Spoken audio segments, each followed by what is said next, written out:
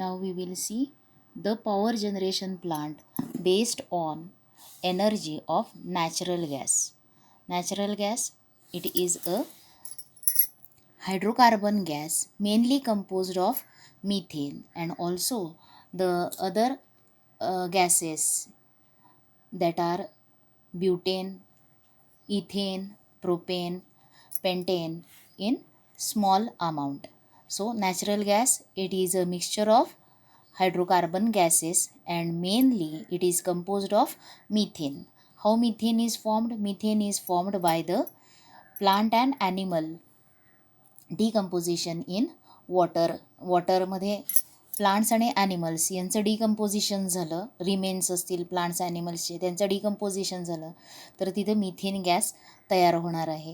And त्याचबरोबर जे काही फॉसिल फ्युएल्स कसे तयार होतात तर buried animals and plants by natural calamities they get buried under the soil.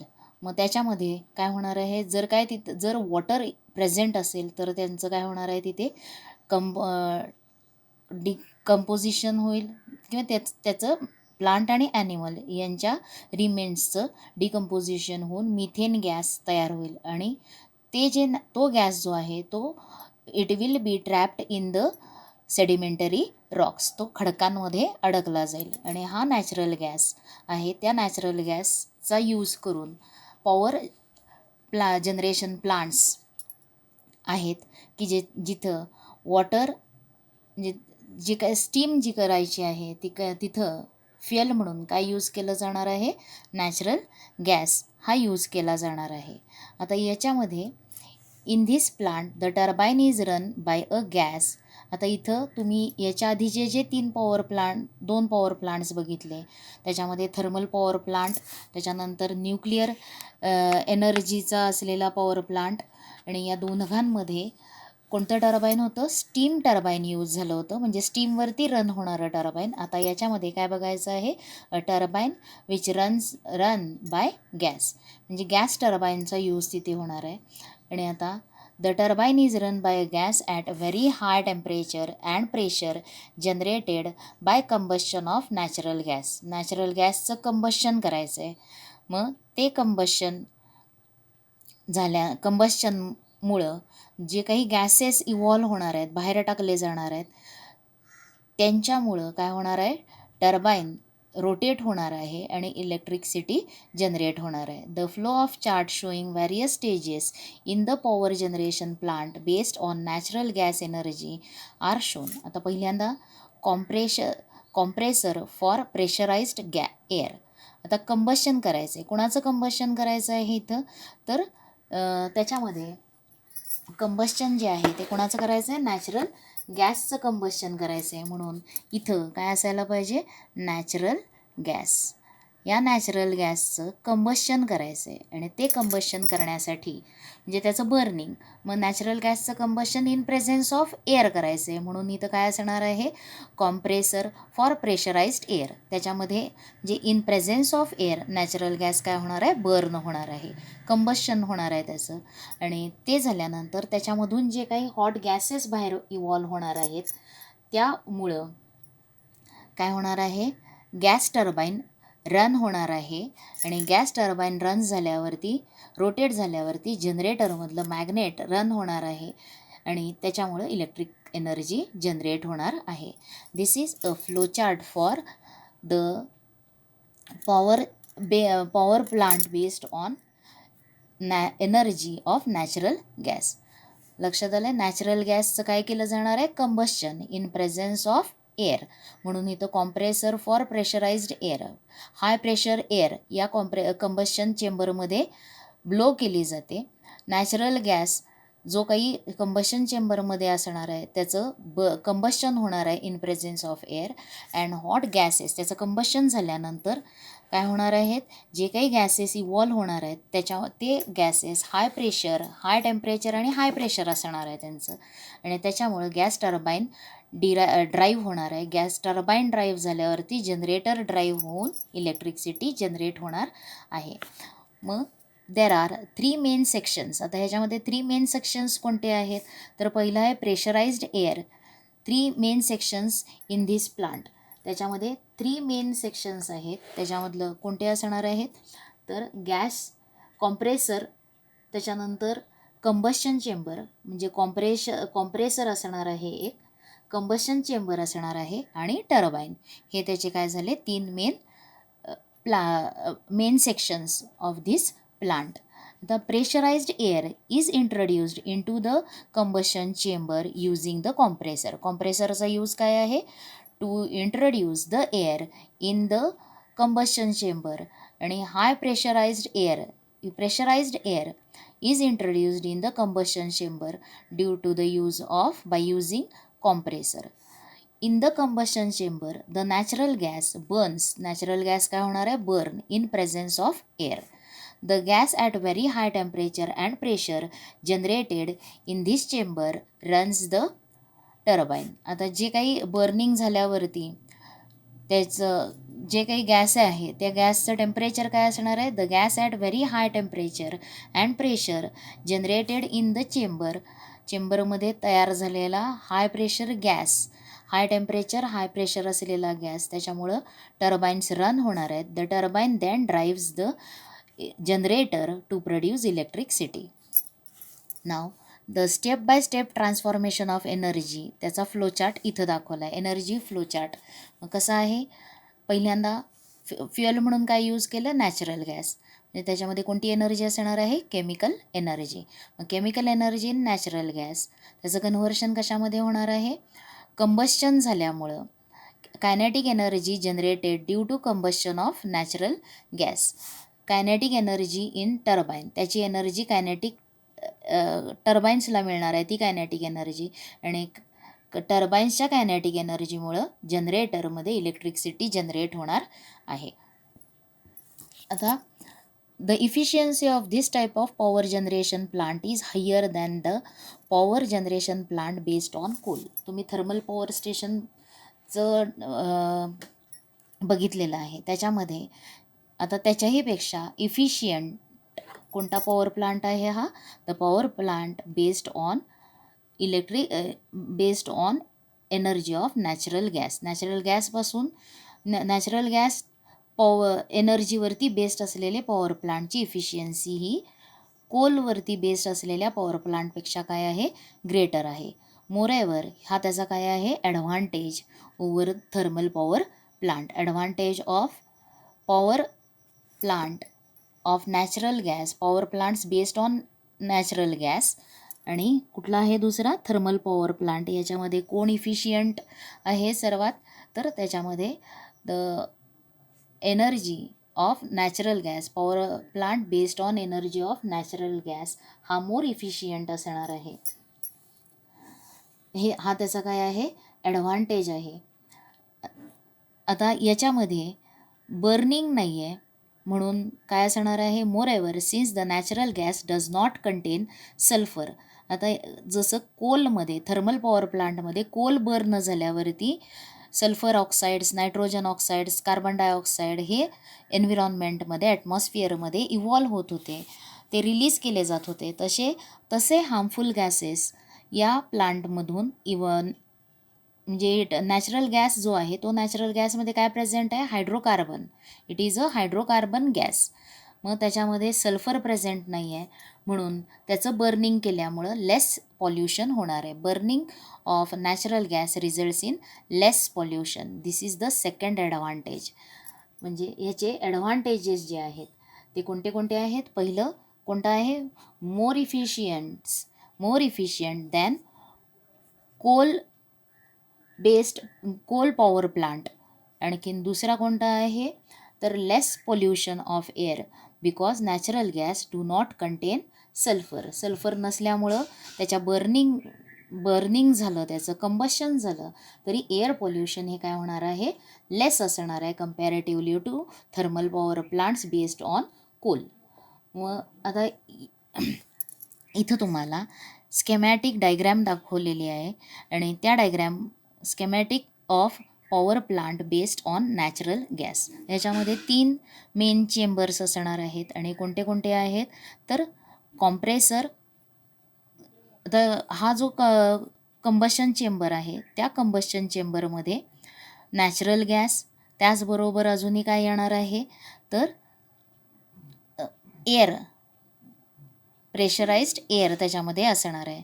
आणि इन प्रेझेन्स ऑफ एअर तो नॅचरल गॅस बर्न होणार आहे आणि त्याचे जे काही हॉट गॅसेस असणार आहेत त्या गॅसेसमुळं टर्बाईन रोटेट होणार आहे आणि टर्बाईन रोटेट झाल्यावरती इलेक्ट्रिसिटी जनरेटरमध्ये जनरेट केली जाणार आहे. Now here you have given some power plants based on natural gas.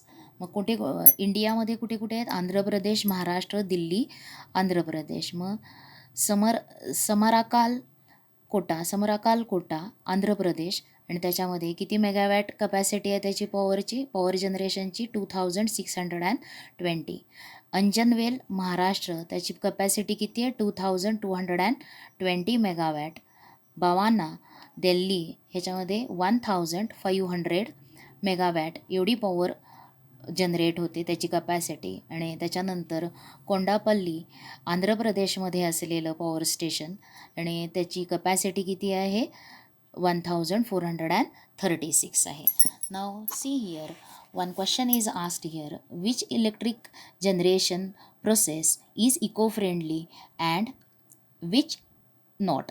आता इलेक्ट्रिक जनरेशन करण्याच्या तुम्ही आत्तापर्यंत किती बघितले आहेत? थर्मल पॉवर प्लांट बघितलं, त्याच्यानंतर दुसरं तुम्ही natural nuclear energy based power plant आणि नंतरचं एनर्जी फ्रॉम नॅचरल गॅस त्याच्यावरती बेस्ड असलेला पॉवर प्लांट. आता या सगळ्यांमध्ये काय होणार आहे? More or less amount of air pollution होणार आहे, एन्व्हिरॉन्मेंटचं पॉल्युशन त्याच्यामुळे होणार आहे आणि जे काही रिसोर्सेस आहेत ते रिसोर्सेस जे लिमिटेड आहेत ते एक्झॉस्ट होणार आहेत, म्हणजेच ते इको फ्रेंडली पॉवर प्लांट्समध्ये येणार नाहीत. मग आता त्याच्यानंतर अजूनही कोणते असणार आहेत power plant? Water hydro electric power plants हे सुद्धा आहेत. मग आता हायड्रो इलेक्ट्रिक पॉवर प्लांट ह्याला इको फ्रेंडली म्हणता येणार आहे का?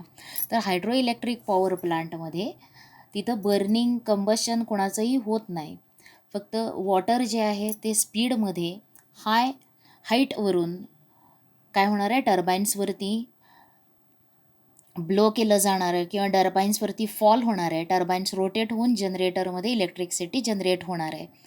तिथं कोणतंही फ्युएल बर्न होणार नाही, म्हणजे एअरचं पॉल्युशन होणार नाही, पण तरीसुद्धा it is not a eco friendly power plant. Eco friendly ते नाही, कारण काय होणार आहे आता for generating power hydro electric energy जी आहे ती मिळवण्यासाठी काय केलं जाणार आहे? वॉटर डॅम्स कन्स्ट्रक्ट केले जाणार आहेत आणि large amount of land get submerged under the water and this will affect the बायोडायव्हर्सिटीवरती ऑब्स्ट्रॅक्ट केली जाणार आहे त्याच्यामुळं किंवा त्याच्यावरती परिणाम होणार आहे. त्याचबरोबर जी काही लँड सबमर्ज झाले त्या सबमर्ज लँडमुळं तिथं रिहॅबिलिटेशन प्रॉब्लेम पीपल्सचा तिथनं तो प्रॉब्लेम क्रिएट केला जाणार आहे.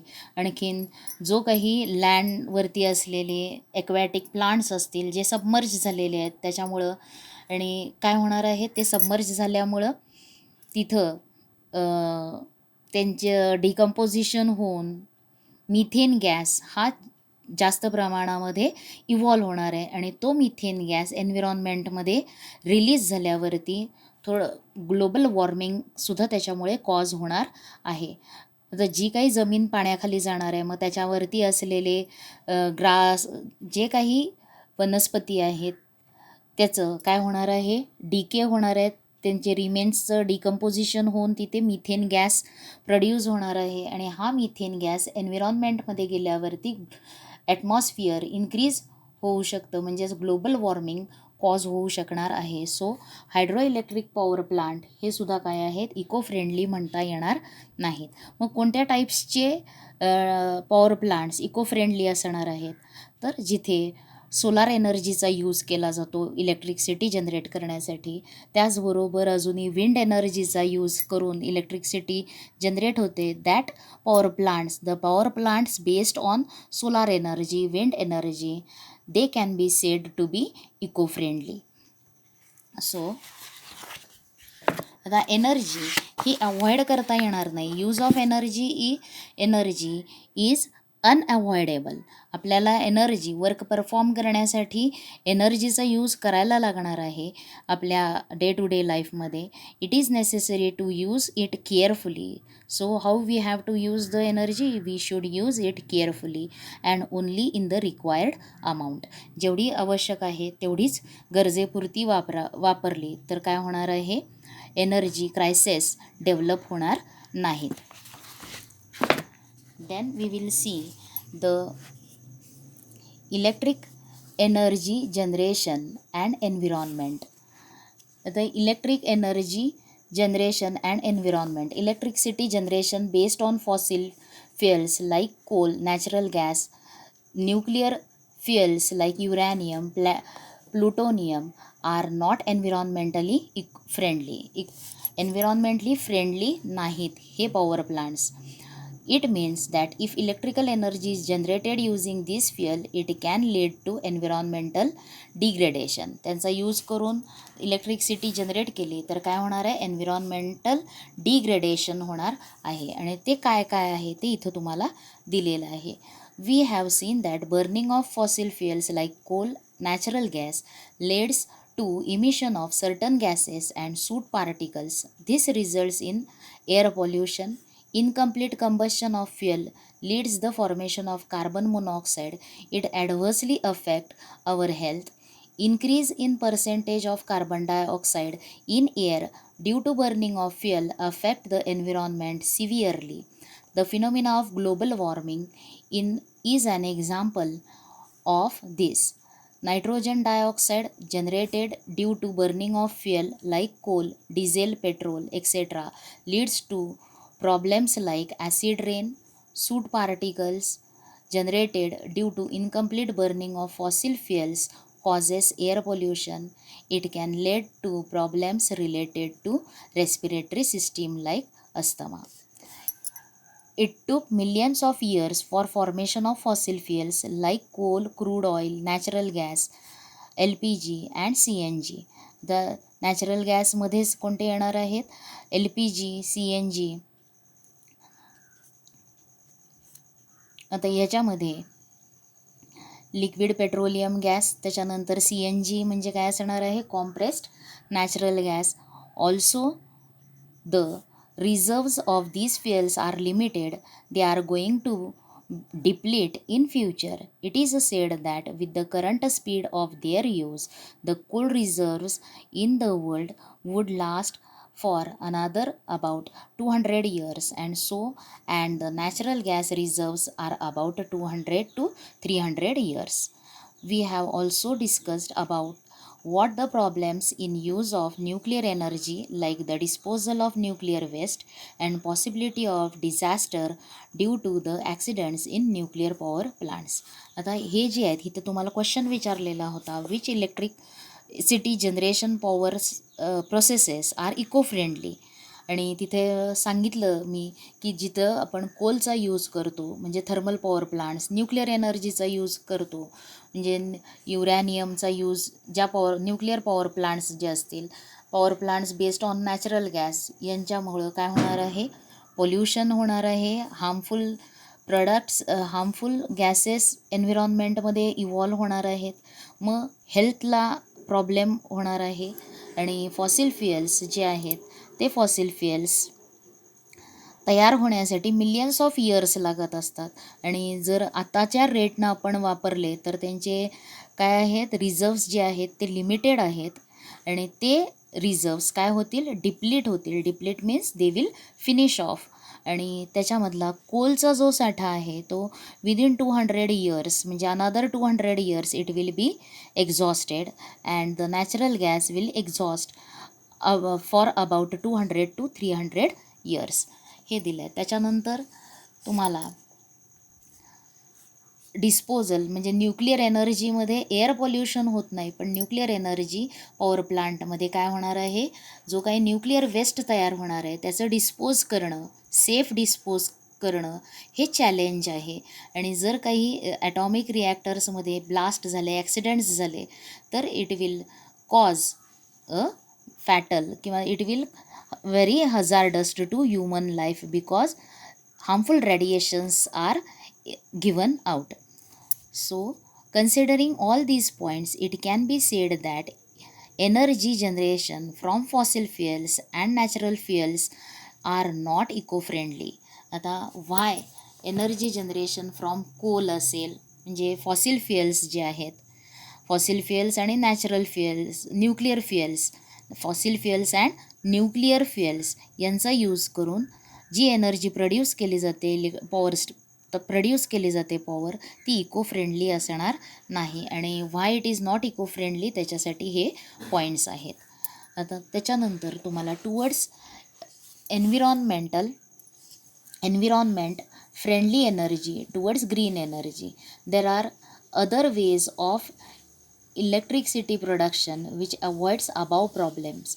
हे प्रॉब्लेम्स अवॉइड करण्यासाठी दुसरे इलेक्ट्रिसिटी प्रोड्यूस करण्याचे डिफरंट वेज कोणते आहेत, तर electricity generated from water reserves, wind, sunlight, biofuels, etc. are the examples of such method. The energy sources used in such options, that is water reservoirs, wind, sunlight, biofuel, are never ending, that is are perpetual means it is not ending, it will be, त्यांचं काय होणार आहे, again and again ते available असणार आहेत. मग moreover use of these sources do not lead the environmental problem discussed above. आता यांचा जर यूज केला तर हे जे प्रॉब्लेम्स आपण इथं बघितले तर ते प्रॉब्लेम्स क्रिएट होणार नाहीत. आणि therefore electricity generation through these sources can be called environmentally friendly असणार आहे. We can also called the energy generated by these processes as green energy. Looking at the problem in electricity generation using fuels like coal, natural gas and nuclear fuels, the world is now heading towards the environment friendly energy, that is green energy.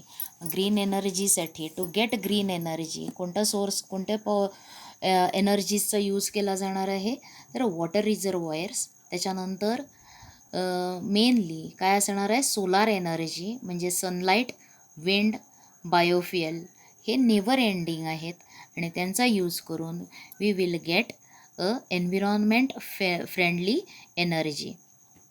आता त्याच्यामधला पहिला hydro electric energy. आता hydro electric energy आहे आणि त्याच्यासाठी तुम्हाला advantages दिले, त्याच्यामुळे पण काही प्रॉब्लेम्स क्रिएट होणार आहेत, ते पण स्टडी करायचे आहेत.